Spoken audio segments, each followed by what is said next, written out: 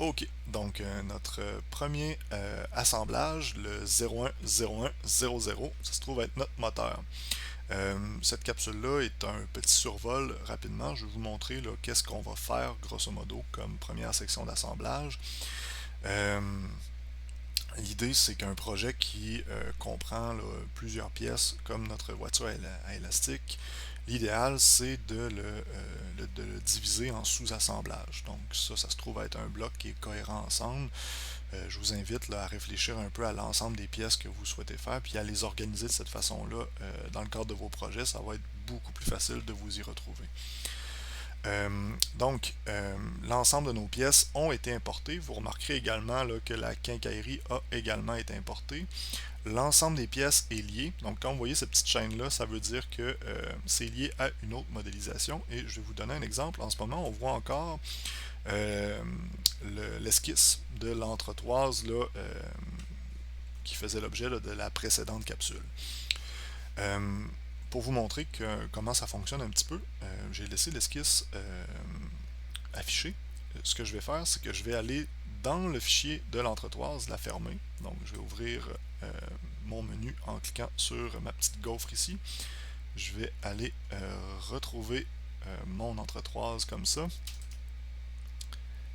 Et je vais tout simplement aller fermer l'esquisse. Donc, je la cache comme ça. Je réenregistre ma pièce. Et je vais retourner dans mon fichier de bloc moteur.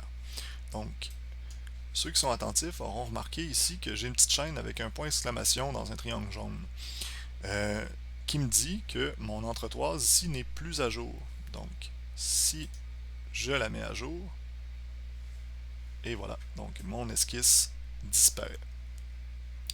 Euh, Ensuite de ça, si vous remarquez, mon entretoise n'est pas bien positionnée non plus ici.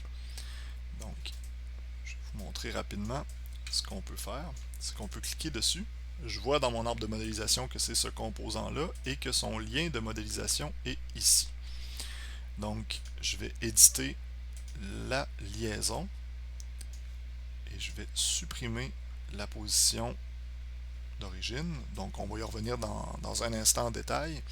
Et je vais venir réassembler ma pièce.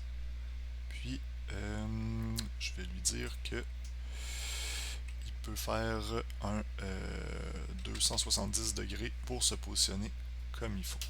Donc, il va venir assembler ma pièce. C'est un assemblage rigide qu'on appelle dans ce cas-ci. Donc, elle est fixée à cette pièce-là 100 degrés de liberté. Donc, elle ne peut pas se déplacer. C'est comme si c'était collé dessus, grosso modo. Donc, elle est solidaire de cette pièce-là. On présume qu'elle l'est en raison des vis ici là, qui vont venir appliquer une pression pour la localiser à cet endroit-là. Là. La serrer en fait à cet endroit-là. Donc, ça ressemble à ça pour notre petit assemblage. Dernière chose, avant que je parte, on peut afficher les liaisons. Donc, vous voyez, il y a un paquet de petits blocs comme ça avec des dentelures. Donc, ça, c'est des liaisons rigides. Et au centre ici, j'ai une liaison qui, elle, est de rotation. Donc, quand je tourne ma pièce, l'entièreté vient ensemble. Ultimement, on pourra faire là, euh, une liaison avec notre arbre à l'arrière pour que ce mouvement-là soit transmis dans les bonnes proportions à notre arbre. Si c'est quelque chose qui vous intéresse, je vais vous montrer comment faire dans une petite capsule là, à part là, qui devrait là, être parmi les dernières de cette liste de capsules-là. Donc ça ressemble à ça là, euh, pour ce petit survol-là. On va aller explorer nos fonctions de liaison dans un instant.